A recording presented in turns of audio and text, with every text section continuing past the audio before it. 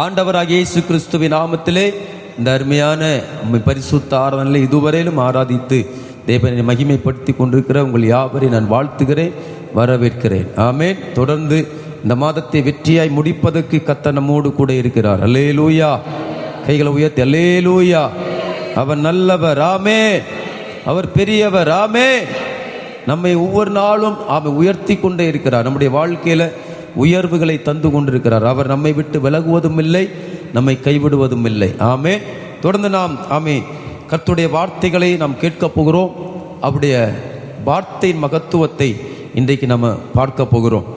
இன்றைக்கு நம்ம பார்க்க போகிற செய்தியினுடைய தலைப்பு வெட்கப்பட்டு போவதில்லை, வெட்கப்படுவதில்லை என்கிற வார்த்தைகளோடு தேவன் நம்மோடு இடைப்பட போகிறார். நீங்கள் வெட்கப்படுவதில்லை. ஆமீன். இந்த புதிய வருஷத்திலே கர்த்தர் பெரிதான காரியங்களை நம்முடைய வாழ்க்கையில செய்து கொண்டிருக்கிறார். சாட்சிகளை கேட்கும் பொழுது நம்முடைய ஜெபங்களுக்கு கர்த்தர் எவ்வளவு அதிகமான பதிலை தருகிறார் என்பதை, பெரிய காரியங்களை செய்கிறார் என்பதை நம்ம கண்கூடா பார்க்க முடிகிறது. கைகளை உயர் சொல்லுவோம். அல்லேலூயா, அல்லேலூயா. இன்றைக்கு நம்ம இந்த வார்த்தையின் மூலமாய் பலப்பட போகிறோம். நம்மை ஆண்டவர் வெட்கப்படுத்த விடமாட்டார். நம்மை ஆண்டவர் வெட்கத்துக்குள் விடமாட்டார். ஒரு இடத்திலே கூட நம்மை தாழ்த்த விடமாட்டார். ஒரு இடத்திலையும் தலை குனிய விடமாட்டார். அல்லேலூயா. எந்த இடத்துல தலை குனிந்தோமோ அந்த இடத்துல தலையை நிமிர செய்கிற கர்த்தர். அந்த இடத்துல கீழே நம்மை விழுந்தோமோ அந்த இடத்துல இருந்து எழும்பி நம்மை உன்னதத்திலே உயர்த்துகிற கர்த்தர். என வெட்கப்பட விடுவதில்லை அவர். எல்லாரும் சொல்லுங்க, நம்மை கர்த்தர் வெட்கப்பட விடுவதில்லை. சொல்லுங்க அல்லேலூயா.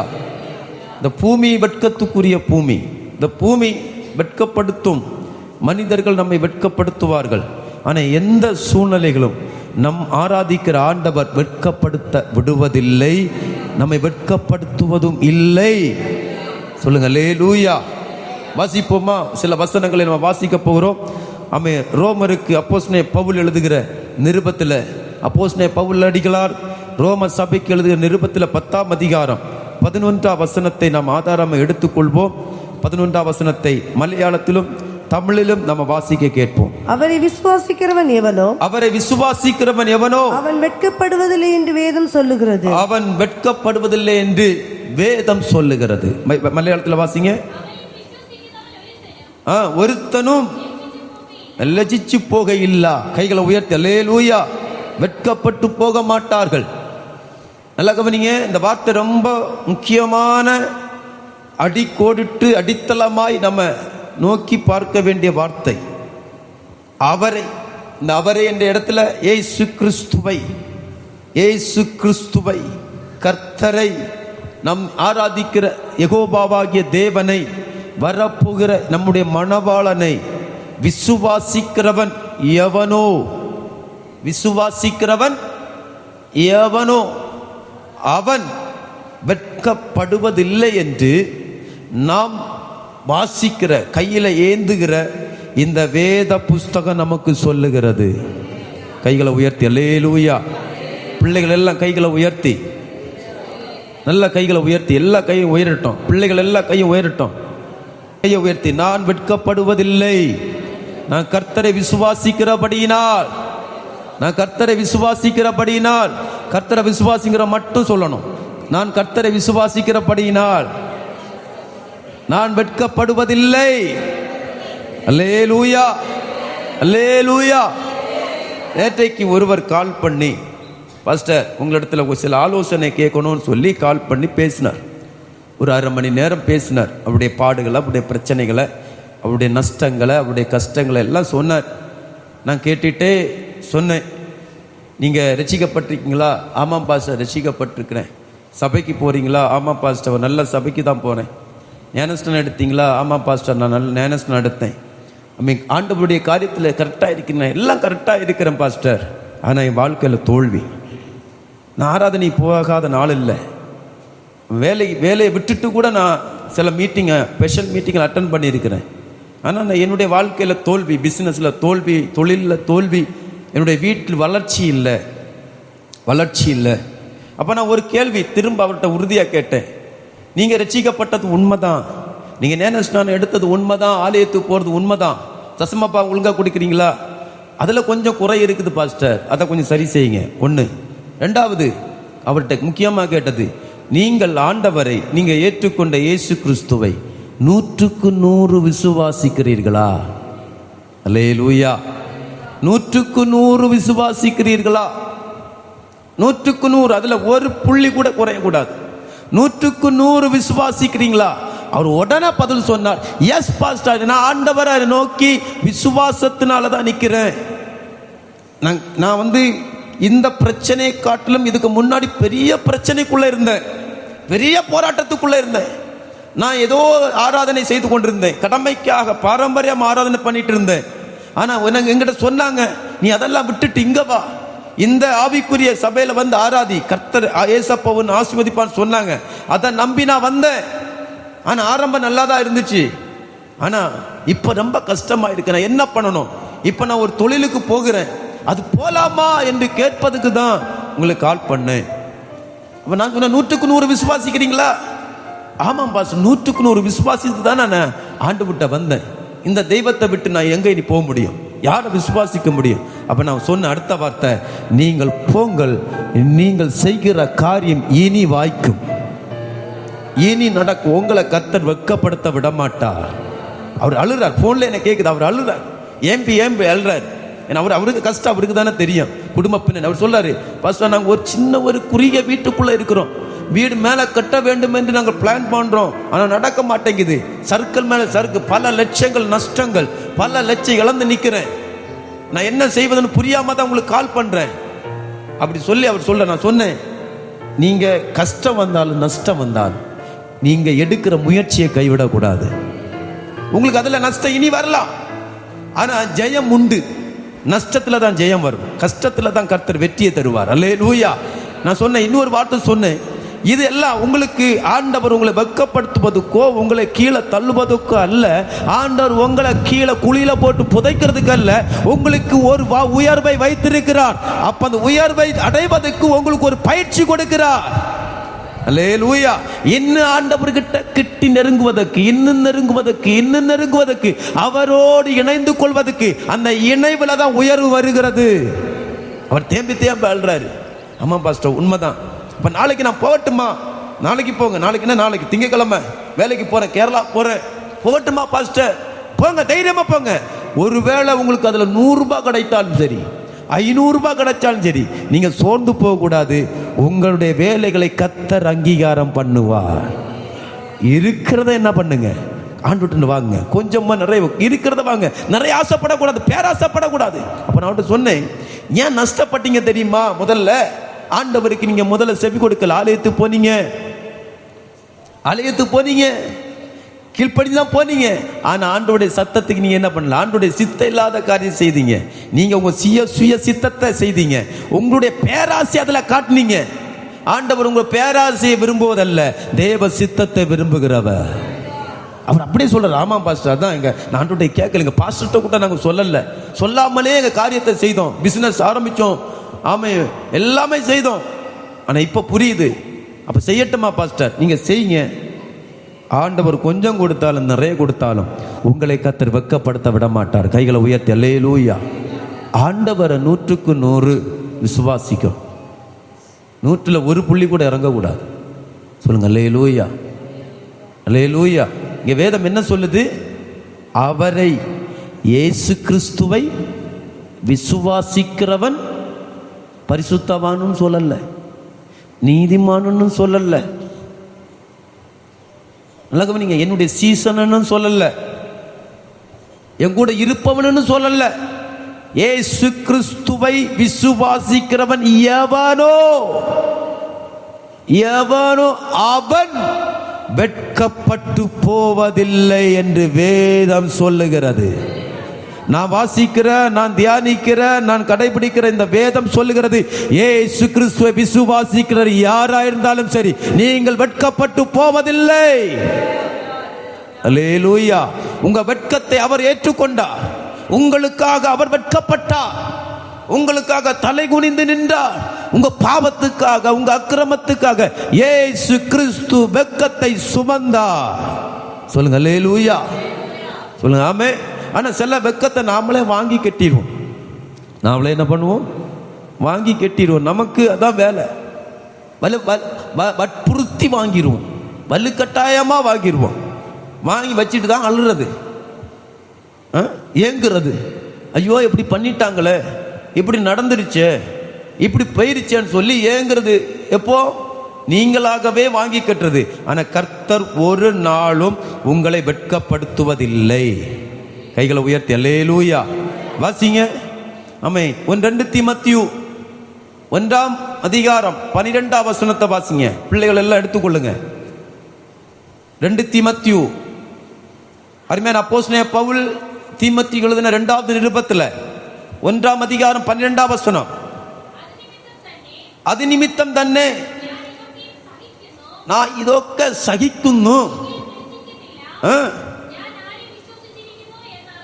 நான் யாரை விசுவாசிக்கிறேன் என்பதை அறிந்திருக்கிறேன். அல்லேலூயா.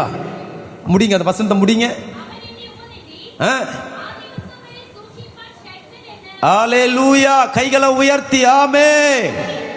தமிழ்ல கூட வாசிங்க. அது நிமித்தம் நான் இந்த பாடுகளை அனுபவிக்கிறேன். அது நிமித்தம் நான் இந்த பாடுகளை அனுபவிக்கிறேன். ஆயினும் நான் வெட்கப்படுவதில்லை. ஏனென்றால் நான் விசுவாசிக்கிறவர் இன்னார் என்று அறிந்திருக்கிறேன். நான் அவரிடத்தில் ஒப்பு கொடுத்தது. ஆமென். கைகளை உயர்த்தி அல்லேலூயா. ஏன்னா நான் விசுவாசிக்கிறவர் இன்னார் என்று அறிந்திருக்கிறேன். எனக்கு கஷ்டங்கள் வந்தாலும், நஷ்டங்கள் வந்தாலும், போராட்டம் வந்தாலும், பிரச்சனைகள் வந்தாலும், நான் விசுவாசிக்கிறவன் இன்னார் என்று அறிந்திருக்கிறபடியினால் நான் வெட்கப்படுவது இல்லை. சொல்லுங்க அல்லேலூயா. சொல்லுங்க அல்லேலூயா. சில வெக்கம் நமக்குள்ளேயே எழும்பும். சில வெக்கங்கள், சில வெட்கத்தனமான காரியம் நமக்குள்ளே இருந்து எழும்பும். நம்மளை அடுத்த நிலைக்கு கொண்டு போக விடாதபடிக்கு நமக்குள்ள இருந்து எழும்பி வரும். அதை முறியடிக்கணும். சொல்லுங்க அல்லேலூயா. தலை நிமிர்ந்து கர்த்தரை நோக்கி பார்க்க விடாதபடிக்கு சத்துருவானவன் வெட்கப்படுத்துவான். அவருடைய வேலையை நம்மளை வெட்கப்படுத்துகிறது தான். சொல்லுங்க ஆமே. அதனாலதான் ரோமருக்கு எழுதும் பொழுது மறுபடியும் 9ஆம் அதிகாரம் 33ஆம் வசனத்தை வாசிக்கும் பொழுது, அவரிடத்தில் விசுவாசிக்கிறவன் எவனோ அவன் வெட்கப்படுவதில்லை. ஆமென். வாசிங்க அந்த வசனத்தை. இதோ இடறலுக்கான கல்லையும் தவறுதற்கான கண்மலையும் சீயோனில் வைக்கிறேன். அவரிடத்தில் விசுவாசமாய் இருக்கிறவன் எவனோ அவன் வெட்கப்படுவதில்லை என்று எழுதியிருக்கிறது. அப்ப எழுதினது நிச்சயம் நிறைவேறும். அவன் வெட்கப்படுவதில்லை. சொல்லுங்க அல்லேலூயா. நல்லா கவனிங்க. ஆண்டவர் வாயினால் சொன்னது மாத்திரமல்ல, வாயினால் சொன்னது மாத்திரமல்ல, அவர் எழுதியிருக்கிறார், முத்தரித்திருக்கிறார், என்னை விசுவாசிக்கிறவன். அப்ப என்ன விசுவாசின்னு சொல்றார் ஆண்டவர். என்ன 100% விசுவாசி, முழு மனதோடு விசுவாசி, நீ நம்பிக்கையோடு விசுவாசி, நானும் என் வீட்டாரும் விசுவாசிக்கணும் என்கிறதுல தேவன் ஆவலா இருக்கிறார். அல்லேலூயா. இந்த முழு இருதயம், முழு மனதுன்னா உங்களை மட்டும் சார்ந்ததல்ல, உங்களோடு இருக்கிறவர்களையும் சார்ந்தது, நம்ம குடும்பத்தை சார்ந்தது, சபையை சார்ந்தது.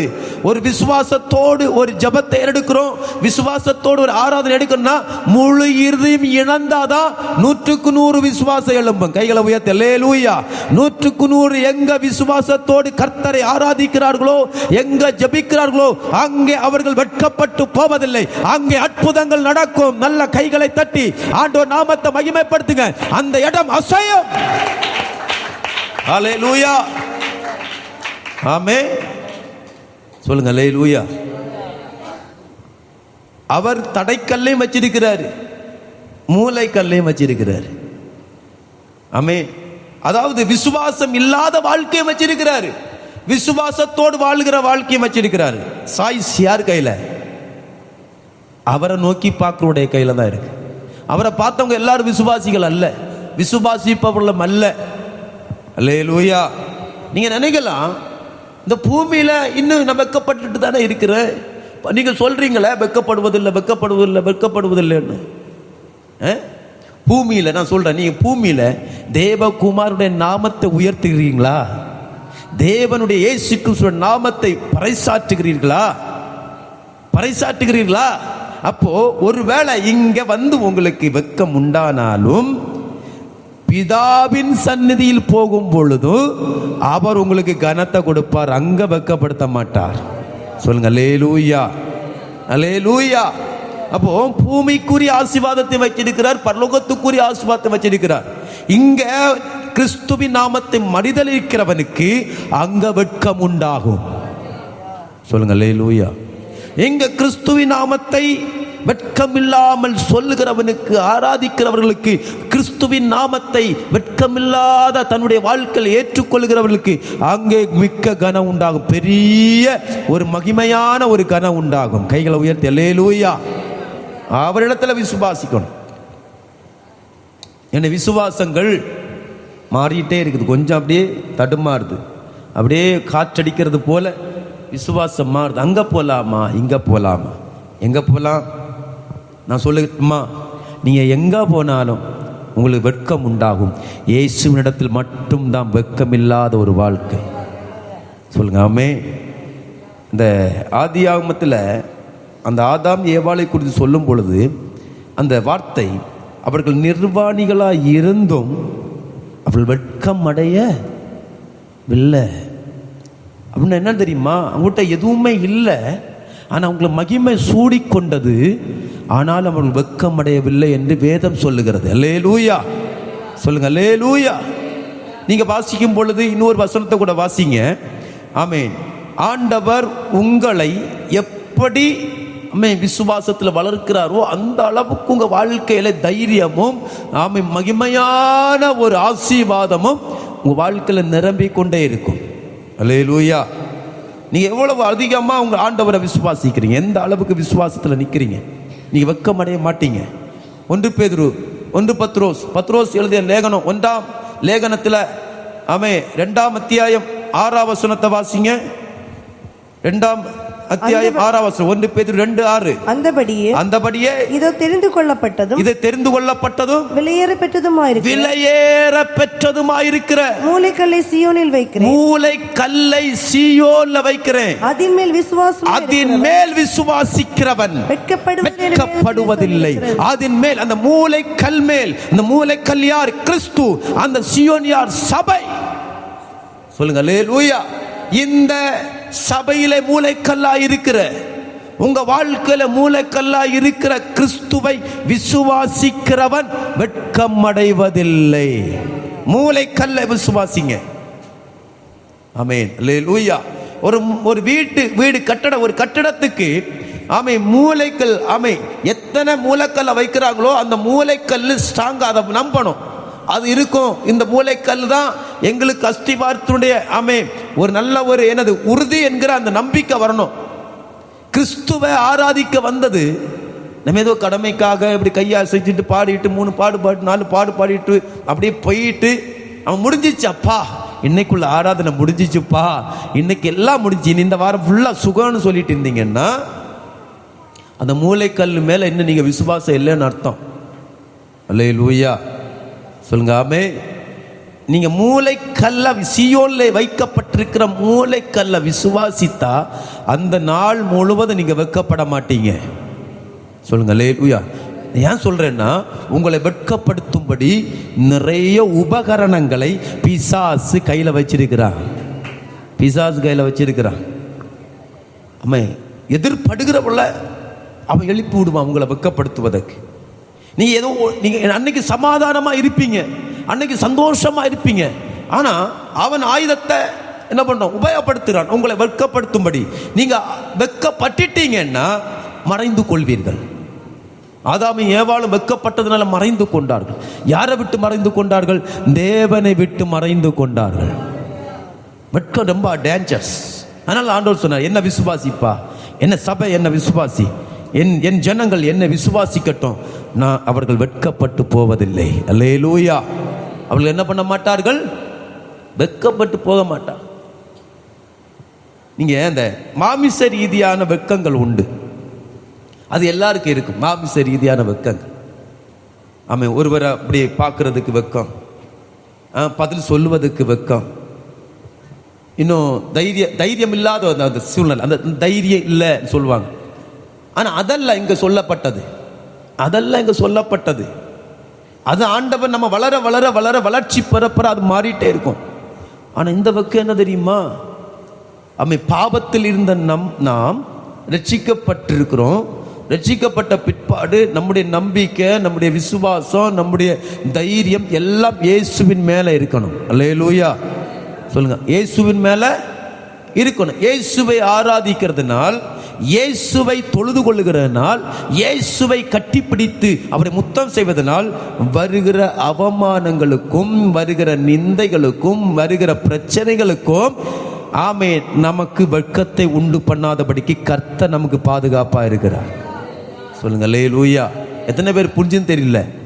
இப்போ இயேசுவை ஏற்றுக்கொண்டனால எத்தனை அவமானங்கள். இயேசுவை துப்புனாங்க, அவமானப்பட்டார், அப்படிதானே? நம்ம நினைக்கிறோம் அவர் அவமானப்பட்டார். அவமானப்பட்டதை காட்டிலும் நம்முடைய அவமானங்கள் அவர் ஏற்றுக்கொண்டார். அல்லேலூயா. அப்ப நம்ம மேல ஒரு எச்ச துப்பல் வருது, ஒரு அடி வருது, ஒரு பிரச்சனை வருது, ஒரு ஏளனம் வருதுன்னா நாம அந்த இடத்துல வெட்கப்படுவதற்கல்ல, கிறிஸ்துவுக்காக சாட்சியா நிற்பதுக்காக. சொல்லுங்க, கைகளை உயர்த்த அல்லேலூயா.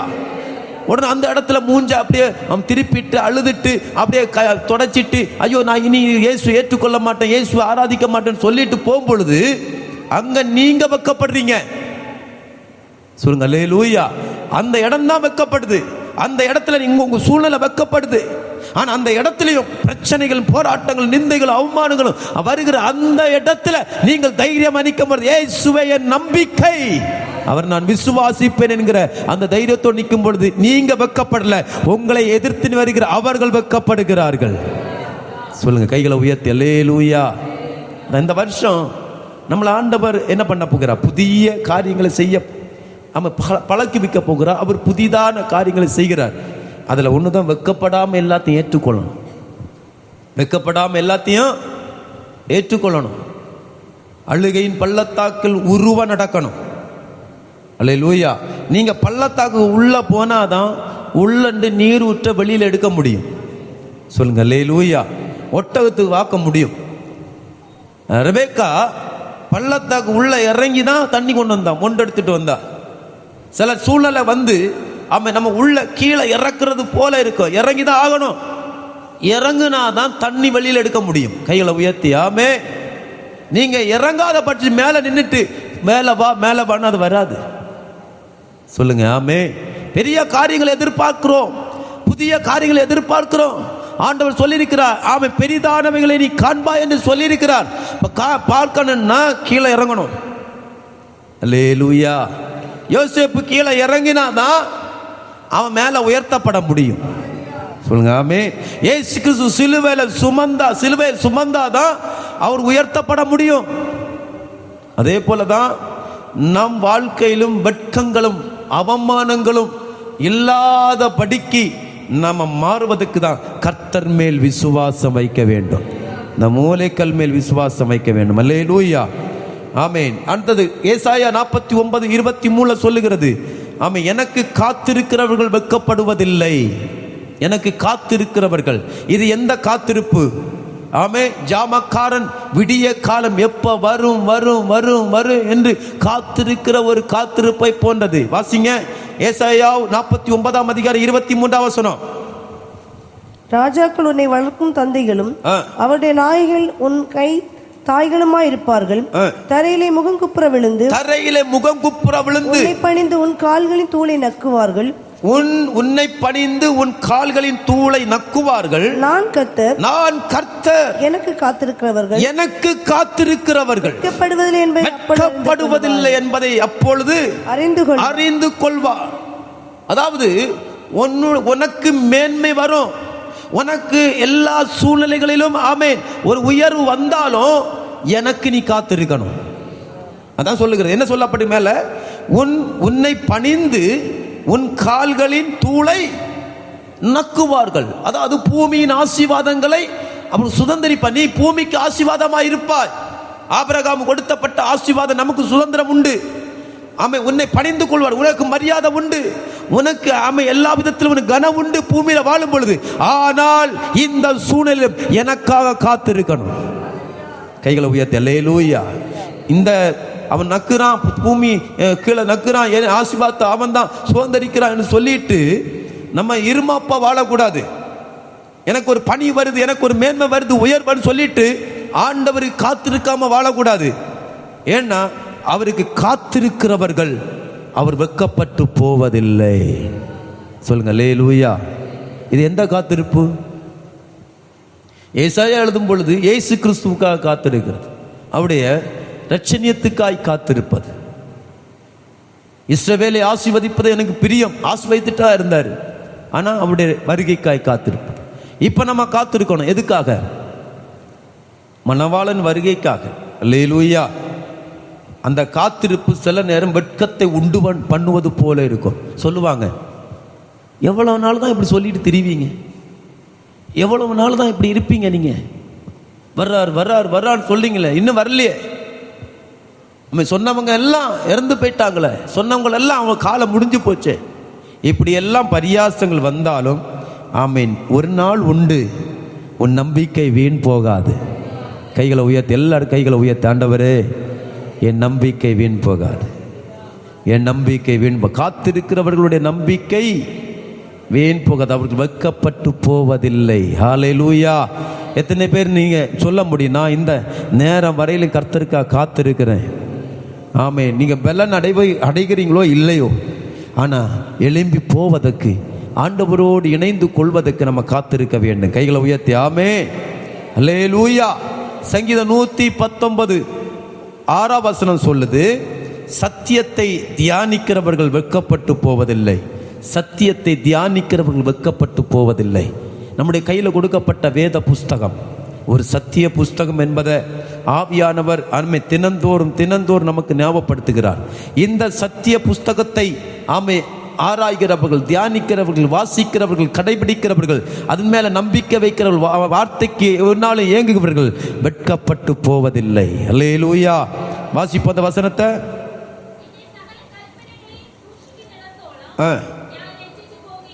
ஆமென். அல்லேலூயா. தமிழ்ல வாசிங்க. நான் உம்முடைய கற்பனைகளை எல்லாம் கண்ணோக்கும் போது, நான் உம்முடைய கற்பனைகளை எல்லாம் கண்ணோக்கும் போது வெட்கப்பட்டு போவதில்லை. அந்த கற்பனைகளை எல்லாம் கண்ணோக்கும் பொழுது, இந்த கண்ணோக்கம் தான் தியானம். அதை அந்த கற்பனைகள் என்ன சொல்லுது, அந்த கற்பனைகள் எப்படி நமக்கு பாடம் கற்றுக் கொடுக்கிறது, இந்த கற்பனையின் வழியாக நான் எப்படி ஓடணும், இந்த கற்பனையின் வழியாக நான் எப்படி வாழணும், நான் எப்படி ஜெயம் பெறணும், எப்படி கிறிஸ்துவுக்காக நல் மதிப்பை கொடுக்கணும் என்பதை தியானிக்கும் பொழுது, கண்ணோக்கும் பொழுது, கண்ணும் கருத்துமாய் கவனிக்கும் பொழுது அவன் வெட்கப்பட்டு போவதில்லை. சொல்லுங்க அல்லேலூயா. கைகளை உயர்த்தி ஆமே. ஒன்று சொல்லட்டுமா, இந்த உலகத்தில் நீங்கள் எங்கே திரும்பினாலும் அந்த இடத்துல ஆபத்து இருக்கு. எந்த இடத்துல திரும்பினாலும் உங்களுக்கு அங்கே பாவம் சூழ்ந்து நிற்குது. அல்லேலூயா. நீ மேலே ஏறி கொஞ்சம் ஒரு ஸ்டெப் மேலே ஏறினாலும் அங்கேயே என்ன பண்ணுது, மனுஷர்ப்பம் வாழை ஆட்டி கொண்டு இருக்குது. கீழே கொஞ்சம் படுக்கலான்னு பார்த்தா கீழே பள்ளத்தாக்கும் இருளும் சூழ்ந்து இருக்குது. வலப்புறம் இடப்புறம் நம்மை நெருக்குகிறது. ஆனால் இதன் மத்தியில தான் நம்ம வேத புஸ்தகத்தை கண்ணோக்கணும். அல்லேலூயா. ஞாயிற்றுக்கிழமை மட்டும் பார்த்தீங்கன்னு வைங்க, திங்கக்கிழமை வெக்கம் உண்டா? இந்த வேத புஸ்தகம் என்னைக்கு கண்ணு தெரியுது? என்னைக்கு கண்ணு தெரியுது? பைபிள் ஸ்டடி அன்னைக்கா? உபவாச கூட்டம் அன்னைக்கா? இல்லை ஞாயிற்றுக்கிழமை மட்டுமா? அல்லேலூயா. வருஷத்துக்கு ஒரு பைபிளை நீங்கள் மாற்றணும் தெரியுமா? அதை படித்து தியானித்து வருஷத்துக்கு ஒரு பைபிள் மாற்றணும். நீங்கள் பார்க்கும்போதே பைபிள் பாடாப்படும். அல்லேலூயா. ஒரு முறை ஒரு ஆளுடைய பைபிளை பார்த்தேன். அவர் அன்னைக்கு 28வது பைபிள் வாங்கி கையில் வச்சிருக்கிறார். எத்தனை பைபிள்? 28 அந்த பைபிளை அவர் அண்டர்லைன் பண்ணி மார்க் பண்ணி அதில் எழுதி, எபிரேய வார்த்தை எழுதி, கிரேக்க வார்த்தை எழுதி, அவருக்கு வெளிப்பாடின வார்த்தை எழுதி, அதை அப்படி அந்த பைபிளை எப்படி ஒரு கலையாக மாற்றி வச்சிருக்கிறார். சொல்லுங்க அல்லேலூயா. நான் கேட்டேன், ஏன் இப்படி பண்ணுறீங்க பைபிள்? அது தம்பி, இது நான் ஏதோ விளையாட்டுத்தனம் பண்ணலை, எனக்கு ஏதோ இந்த கோபத்தில் நான் இது பண்ணலை. ஒவ்வொன்றையும் நான் வாசிக்கும் பொழுது, கண்ணோக்கி பார்க்கும் பொழுது அந்த வார்த்தை என்னோடு பேசுது. அல்லேலூயா. அப்போ நான் அதை எழுதுறேன். இதில் இருந்து என்னுடைய வாழ்க்கைக்குரிய ஆசீர்வாதம் இருக்கா, இல்லை என்னுடைய பாவத்துக்குரிய ஏதாவது எச்சரிப்பு இருக்கா, அப்படி எழுதும்போது அதை நான் எடுக்கிறேன். ஆனால் எனக்கு அதை அப்படி வைக்கிறது விருப்பம் இல்லை. எனவே என்னுடைய ஜபத்தை அதில் போடுறேன், என்னுடைய ஆதங்கத்தை போடுறேன், என்னுடைய காரியத்தை அதில் நான் கொடுக்குறேன். அது என்னோடு பேசுது. சொல்லுங்க அல்லேலூயா. அதனால ஒவ்வொரு வருஷம் நான் பைபிளை மாற்ற வேண்டிய சூழ்நிலை எனக்கு உண்டாகுது. ஆமே. நீங்கள் நினைக்கீங்க, யாக்கோபு யோசேப்பை இழந்துட்டார். அவருடைய கற்பனையில், அவருடைய பார்வையில் இழந்துட்டார். ஆனால் ஆண்டவருக்கு தெரியும், யோசேப்புக்கும் தெரியும், சகோதரர்களுக்கு தெரியும், யோசேப்பு சாகலை. அப்படிதானே? யாக்கோபுடைய பார்வையில் யோசேப்பு என்ன பண்ணிட்டாரு? செத்துட்டார். ஆனால் ஆண்டவருக்கும் தெரியும், யோசேப்புக்கும் தெரியும், அந்த 11 நபர்களுக்கும் தெரியும் யோசேப்பு சாகலைன்னு தெரியும். ஆனால் 11 பேருக்கும் மீதியானுக்கு கொடுக்கப்பட்டது தெரியும், ஆனால் எகிப்தில் இருக்கிறது தெரியாது. அல்லேலூயா. நல்லா கவனிங்க. யாக்கோபு என்ன பண்றா தெரியுமா? யோசேப்பினுடைய துக்க செய்தி கேள்விப்பட்டது முதல் யோசேப் உயிரோடு இருக்கிறார் என்கிற செய்தி கேள்விப்படுகிற வரையிலும் அவர் இருளின் பள்ளத்தாக்குக்குள்ள இருக்கிறார். அல்லேலூயா. சொல்லுங்க, எங்க இருக்கிறாரு? கண்ணீரின் பள்ளத்தாக்குல உருவம் நடந்துட்டு இருக்கிறார். யோசேப்புடைய அந்த சரித்திரம் முடிந்து போச்சென்று யாக்கோபு 100க்கு 100 நம்பி அழுதார், புலம்புனா உருண்டார். எத்தனையோ நேரம் உபவாசம் பண்ணியிருப்பார் தாவீதை போல. ஆனால் ஒரு நேரம் கூட ஆண்டவர் போய் யாக்கோபை கதை இந்த கள்ள பையன் மாதிரி யோசேப்பை விட்டுருக்கிறான், உயிரோடு தான் இருக்கான்னு சொல்லவே இல்லையே. இதை நீங்கள் எந்த பாத்திரத்தில் ஊற்ற முடியும்? இந்த சம்பவத்தை அதை தியானிக்கும் பொழுது என்ன தெரியுமா? சில நேரம் ஆண்டவர் சொல்லுகிறாரு, சில நேரம் அது வெட்கமான சூழ்நிலை. அந்த இடம் அப்படி தானே? வெட்கமான சூழ்நிலை தானே? சகோதரர் ஒவ்வொரு நேரம் யாக்கோபு அழுற பார்த்து அவன் உயிரோடு இருக்கிற இவர் செத்து போனான்னு அழுதுட்டு சொல்லுவாங்க. சொல்ல மாட்டாங்களா? சொல்லுவாங்க. தன்னுடைய பிள்ளைகள் யோசேப்பு செத்ததை குறித்து யாக்கோபு அழும் பொழுது இவர்கள் என்ன பண்ண? நக்கல் அடிப்பார்கள். ஒரு வெட்கத்தை போன்ற ஒரு காரியம். ஆனால் ஆண்டவர் யாக்கோபை வெட்கப்படுத்தவே இல்லை. கைகளை உயர்த்த அல்லேலூயா. யோசேப்பையும் வெட்கப்படுத்தல, யாக்கோபையும். இந்த குழியில் தள்ளுனாம் பார்த்தீங்களா? யாரு? யோசேப்பை பிடிச்சி அவனோ தான் வெட்கப்பட்டு போனான். அல்லேலூயா. ஏன் தெரியுமா? யாக்கோபு பெத்தேலிலே தேவனை நோக்கி பார்த்தார், தேவனை கண்ணோக்கி பார்த்தார். அல்லேலூயா. இது பெத்தேல், இது தேவனுடைய வீடே அல்லாமல் வேறொன்றுமில்லை. கைகளை உயர்த்தி ஆமே. இப்போ எப்போ யார் சொல்றா தெரியுமா? யோசேப்பு உயிரோடு இருக்கிறது என்று யோசேப்பே சொல்றாரு. அப்பா நான் உயிரோடு இருக்கிறேன், கர்த்தர் சொல்லி இருக்கலாமே. ஏன் வாக்கு பண்ணப்பட்ட பிள்ளை அல்லவா யாக்கோபு, ஆபிரகாமின் சந்ததி அல்லவா யாக்கோபு.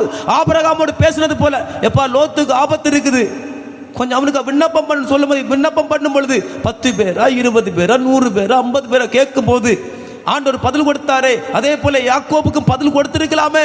எப்பா யாக்கோபு சாகல்ல, குழியில தள்ளி போட்டாங்க, இப்ப மீதியான் கொண்டு போயிருக்காங்க, இப்ப எகிப்தில் இருக்கிறான், இப்ப உயர்ந்து இருக்கிறான், பார்வோனுக்கு மேல உயர்ந்து இருக்கிறான் என்று ஒவ்வொரு நாள் அப்டேட் கொடுத்திருக்கலாமே. அப்பவாவது யாக்கோபுடைய இருதயம் கலங்காம வெட்கப்படாம தைரியமா இருந்திருக்குமே. சொல்லுங்க அல்லேலூயா. சில சூழ்நிலைகள், கர்த்தர் நடத்துகிற சூழ்நிலைகள் சில நேரம் வெட்கத்தை போன்று இருக்கும். அது உங்களை வெட்கப்படுத்துவதல்ல, உங்களுக்கு ஒரு மேன்மையை கொடுப்பதற்காக. கைகளை உயர்த்தி அல்லேலூயா சொல்லுங்க ஆமே. அல்லேலூயா. அதான் சத்தியத்தை தியானிக்கும் பொழுது நீங்க வெட்கப்படுவதில்லை. சில நேரம் கர்த்தர் பேசாதது போல இருக்கும், அவர் ஒண்ணுமே தராதது போல இருக்கும், கூட இல்லாதது போல இருக்கும். ஆனா மற்றவருடைய பார்வைக்கு நாம் எப்படி இருப்போம்? ஆமென். ஒரு ஏளனம் போல, ஏளனம் பண்ணுகிறவள போல. தாவீது ஆமென் முகநாடியை வேறுபடுத்தி எச்சைகளை மேலோடு துப்பி இந்த ராஜாவுக்கு முன்பாக நின்று மாறு வேஷத்தில் இருந்தது போல மற்றவருடைய கண்களுக்கு தெரியும். ஆனால் தாவீது வெட்கப்படவில்லை. தாவீது நிமித்தம் அவனை கொல்ல பார்த்தவர்கள் வெட்கப்பட்டார்கள். சொல்லுங்க கைகளை உயர்த்தி அல்லேலூயா. தாவீதுக்கு எதிராய் வந்தவர்கள் வெட்கப்பட்டார்கள். அப்சலோம் வெட்கப்பட்டான், சவுல் வெட்கப்பட்டான். ஆனா தாவீது முதிர் வயதிலும் கம்பீரமாய் நிற்கிறார், ராஜரீகம் பண்ணுகிறார். கைகளை உயர்த்த அல்லேலூயா, ஆமென். யாக்கோபே, இனி நீ வெட்கப்படுவதில்லை. ஏசாயா 29:22-24 வாசிங்க. யாக்கோபே, நீ இனி வெட்கப்படுவது இல்லை. யோசேப்புடைய வாழ்க்கை உயர்த்தப்பட்டு விட்டது. யோசேப்புடைய வாழ்க்கையில பெரிய காரியங்கள் நடந்து விட்டது. யோசேப்புடைய வாழ்க்கையில மகத்துவமான காரியங்கள் நடந்து விட்டது. யோசேப்புடைய வாழ்க்கையில அற்புதமான காரியங்கள் நடந்து விட்டது. யோசேப்புடைய கண்ணீர் துடைக்கப்பட்டு விட்டது. யோசேப்பு மகனாகிய யோசேப்பு உயர்த்தப்பட்டிருக்கிறான். இனி யாக்கோபே, நீ வெட்கப்படுவதில்லை. அல்லேலூயா. இந்த வசனம் சொல்லுகிறது, ஆபிரகாமை மீட்டு கொண்ட கர்த்தர் யாக்கோபின் வம்சத்தை குறித்து இனி யாக்கோபு வெட்கப்படுவதில்லை. கைகளை தட்டி ஆண்டவர் நன்றி சொல்லுங்க. இனி யாக்கோபு வெட்கப்படுவதில்லை. அல்லேலூயா. உங்க கையை தட்ட பார்த்தா எனக்கு வெட்கமா இருக்கு. நல்ல கையை தட்டி. ஆபிரகாமை மீட்டு கொண்ட கர்த்தர் யாக்கோபின் வம்சத்தை குறித்து இனி யாக்கோபு வெட்கப்படுவது இல்லை. ஒரு முறை தான் வெட்கம், புரிஞ்சுக்கணும். ஒரு முறை தான் யோசேப்பை இழக்க முடியும். ஒரே ஒரு பிள்ளை தான், ஒரே ஒரு யாக்கோபு தான், ஒரே ஒரு யோசேப்பு தான். ஆமே. ஒரு வருஷம்தான் வெட்கம், அடுத்த வருஷம் வெட்கம் இருக்காது. அல்லேலூயா. இனி அவன் முகம் செத்து போவதும் இல்லை. எப்ப செத்து போனாரு? யோசேப்பு செத்த உடனே இவர் என்ன பண்ணாரு? சொல்ல, யோசேப்பு சாகல, உயிரோடு தான் இருக்கிறார். அந்த செய்தி அப்படியே சிந்தைக்கு அவர் செத்து போயிட்டார். அந்த சொல்றாரு, என் பிராணன் இப்பதான் உயிர் கொண்டது, என் பிராணன் இப்பதான் உயிர் கொண்டது. அந்த செய்தி, நல்ல செய்தி கேட்ட உடனே நம்ம உயிர் கொண்டது. அடுத்த வசனம் வாசிங்க. 23 வசனம். அவன் என் கரங்களில் செயலாகிய தன் பிள்ளைகளை தன் நடுவிலே காணும் பொழுது என் நாமத்தை பரிசுத்தப்படுத்துவார். யாக்கோபின் பரிசுத்தரை அவர்கள் பரிசுத்தப்படுத்தி இஸ்ரவேலின் தேவனுக்கு பயப்படுவார்கள். கைகளை உயர்த்தி அல்லேலூயா. அந்த சூழலை நினைச்சு பாருங்க. யோசேப்பு இருக்கிறார், 11 சகோதரர் இருக்கிறார்கள், யாக்கோபு நிற்கிறார், எல்லா பிள்ளைகள் நிற்கிறாங்க. அங்க ஒரு பெரிய ஒரு பயபக்தி உண்டாயிருக்கும் பார்வோனினுடைய அரண்மனையில். ஆமென், அல்லேலூயா. அருமையானவர்களே, நான் சொல்லுகிறேன், ஆமென், நீங்க என்ன விசுவாசித்தாலும் சரி, விசுவாசிக்க விட்டாலும் சரி, ஆமென், கர்த்தர் மேல நீங்க விசுவாசம் உள்ளவர்களா இருந்தீர்களானா ஆண்டவர் உங்களை கைவிட மாட்டார், உங்களை வெட்கப்படுத்த விட மாட்டார். அல்லேலூயா. நம்ம எதிலெல்லாம் வெட்கப்பட்டோம்? நிந்தனைகள். எரேமியா சொல்லுகிறாரு, எரேமியாவுக்கு வராத நிந்தை நமக்கு வர்றது கிடையாது. அவ்வளவுக்கு நிந்த எரேமியா. இந்த பக்கத்தில் நின்றுட்டு பேசுவான். எரேமியாவே உன் தீர்க்க தரிசனம், தேவன் உன்னோடு பேசினான். அந்த பக்கம் போகும்போது குழியில தூக்கி தள்ளி விட்டுருவான். அழுகையின் பள்ளத்தாக்கு எரேமியாவுடைய வாழ்க்கையில் சொல்றாரு, நிந்தைகளை கேட்டதினால் நாங்கள் வெட்கப்பட்டோம். 1 பேதுரு 4:16, பாடுகள் படுவதனால் வெட்கப்பட்டோம். ஆமே. மற்றவர்களை நம்ம பார்க்கும் பொழுது நமக்கு வருகிற பாடுகளை கண்டு நம்ம வெட்கப்படுகிறோம். இந்த நேரத்தில் வெட்கத்தை மாற்றக்கூடிய கர்த்தர் நம்மோடு கூட இருக்கிறார். 1 பேதுரு 4:16 சொல்லுகிறது, தேவனை மகிமைப்படுத்துங்கள், தேவனை மகிமைப்படுத்துங்கள், நம்முடைய ராஜாவை மகிமைப்படுத்துங்கள். வெட்கப்படுகிற இடத்துல தேவனை மகிமைப்படுத்தணும். எப்படி மகிமைப்படுத்தணும்? கர்த்தருக்கு பயந்து அவருடைய வழிகளில் நடந்து அவரை மகிமைப்படுத்த வேண்டும். அவர் நமக்கு நல்ல தேவனாய் இருக்கிறார். எல்லா வலது கரங்களை உயர்த்தி சொல்லுங்க, என் தேவன் எனக்கு நல்ல தேவனாய் இருக்கிறார். ஆமென். தேவ பலத்தை பெற்றுக் கொள்ளுங்க. ரோமர் 1:16. ஆமென். தேவ பலத்தை பெற்றுக் கொள்ளுங்க. தேவ பலன் இருக்கிற வரையிலும் உங்க வெட்கத்தின் திரைச்சீலை மாறும், வெட்கத்தின் முகமூடி கிழிந்து மாறும். தேவன் நமக்கு வெட்கத்தை அல்ல, தேவ பலத்தை கொடுக்கிறார். 1 யோவான் 8:2-28. ஆமென். அவரோடு நிலைத்திருக்கணும். அல்லேலூயா. ஆமே. வெட்கம் மாறின உடனே ஓடிடக்கூடாது. அவரோடு இறுதி மூச்சு வரை நிலைத்திருக்கணும். எல்லாரும் அப்படி இருக்கிற இடத்துல முழங்கால் படிப்போம். இன்றைக்கு ஒருவேளை ஒரு வெட்கத்தின் சூழ்நிலையோடு, வெட்கத்தின் ஒரு நிழலோடு வெட்கப்பட்டிருக்கிற அந்த தன்மையோடு இந்த இடத்துல இருக்கிறீங்களா? இனி நான் வெளியில போனா என்னுடைய வாழ்க்கையில தினமும் தினமும் வெட்கம்தான் சொல்லுகிற அந்த பெருமூச்சின் சத்தத்தோடு உட்கார்ந்துட்டு இருக்கிறீங்களா? ஆண்டவர் சொல்லுகிறார், நீங்க வெட்கப்பட்டு போவதில்லை. ஒருவேளை உங்களுக்கு அது வெட்கமா தெரியலாம், ஆனால் ஆண்டவருடைய பார்வையில் நீங்க வெட்கப்படவில்லை. ஆண்டவருடைய பார்வையில் நீங்க கனம் பெற்று வாழுகிறீர்கள். உங்களுடைய கனம் மகிமை எழும்புகிறது. உங்க மேல தேவன் ஒரு பெரிய அன்பை வைக்கிற ஒரு பிரியமான சூழ்நிலையை கொண்டு வருகிறார். நீங்க வெட்கப்பட்டு போவதில்லை. ஹல்லேலூயா. எல்லாரும் வாழ்க்கையை நம்ம ஒப்பு கொடுக்கணும். ஆமென். யாக்கோபு அவருடைய மூச்சு உயிர்ப்பிக்கப்படும் வரையிலும் அவன் கண்ணீருக்குள்ளதாக இருந்தான். இந்த வருஷம் 2025 வருஷம் பெரிய காரியங்களை செய்வேன் என்று சொன்ன கர்த்தர் நம்மோடு கூட இருக்கிறார். ஜெயத்தை தருவேன் என்று சொன்ன கர்த்தர் நம்மோடு கூட இருக்கிறார். அவர் சொல்லுகிறார், இந்த வருஷத்தில் நீங்கள் வெட்கப்பட்டு போவதில்லை.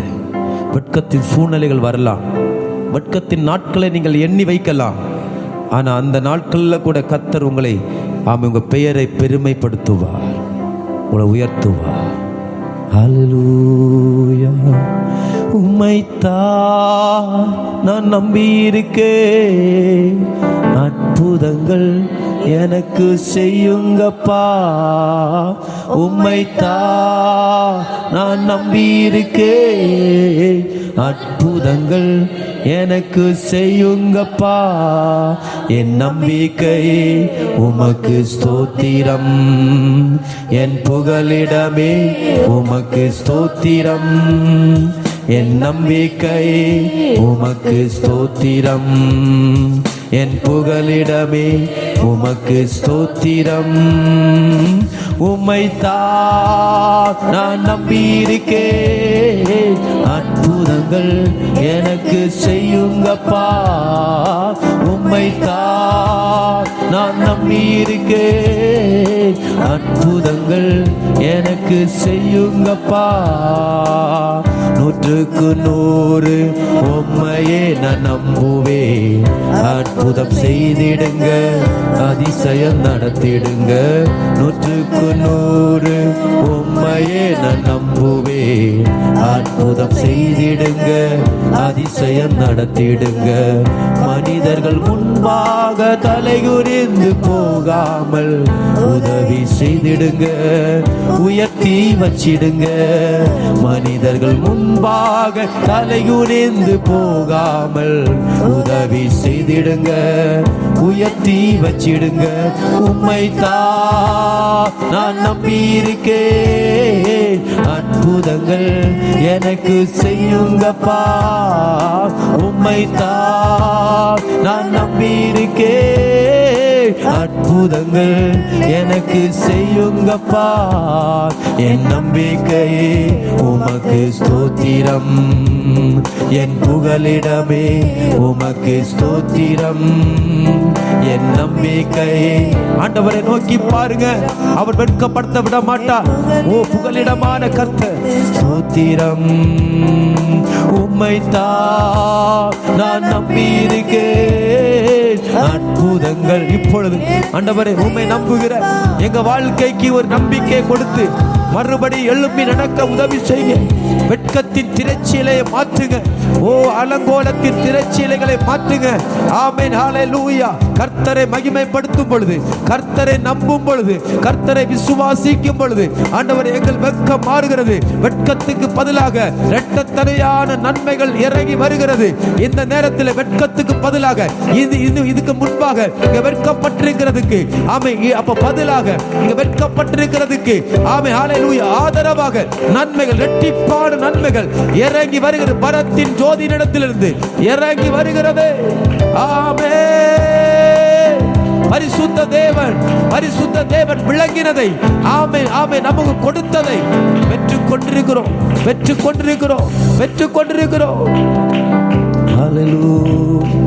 நீ வெட்கப்பட்டு போக வேண்டாம். உன் வெட்கத்தை நீ மறந்து விடு. யாக்கோபே, உன் வெட்கத்தை மறந்து விடு. இஸ்ரவேலே, வெட்கத்தை மறந்து விடு. சபையே, உனக்கு ஏற்பட்ட வெட்கத்தை நீ மறந்து விடு. மேரிபாவின் தண்ணீரிடத்தில் அண்டையில் உன்னை அழைத்த கர்த்தர் ஆமென். மேரிபாவின் நீரூற்றண்டில் நான் உன்னை அழைத்த பிரித்தெடுத்த கர்த்தர் வெட்கப்படுத்துவதற்கல்ல இந்த இடத்துல கொண்டு வந்து உன்னை உயர்த்தி வைத்தது. ஆமென். யோசேப்பின் மேன்மையை காண்பதற்காக, உன் பிள்ளைகளின் மேன்மையை காண்பதற்காக, பிள்ளைகளின் மேன்மையை காண்பதற்காக. வெட்கப்படாதீங்க.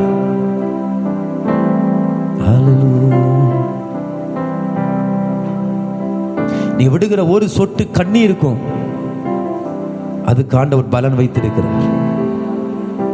கடந்த நாட்களில் விட்ட ஒவ்வொரு சொட்டு கண்ணீருக்கு இன்னைக்கு பலன் கொடுத்துட்டு இருக்கிறார்.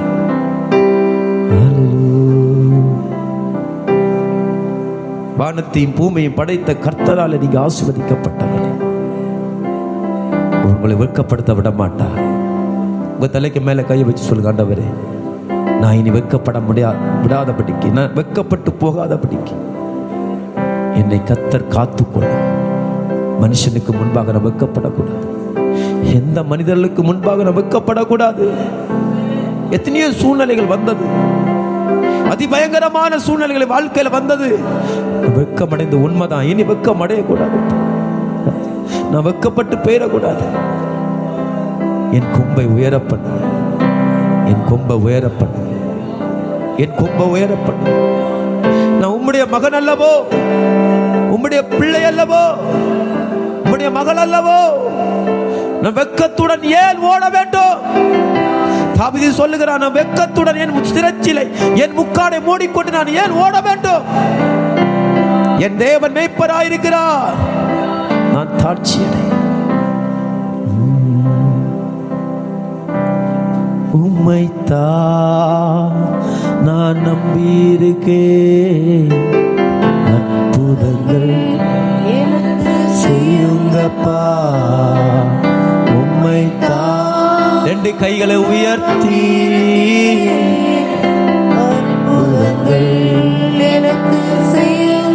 ஒரு முறை கூட உம்மைத்தான் நான் விசுவாசிக்கிறேன், நான் விசுவாசிக்கிறேன்.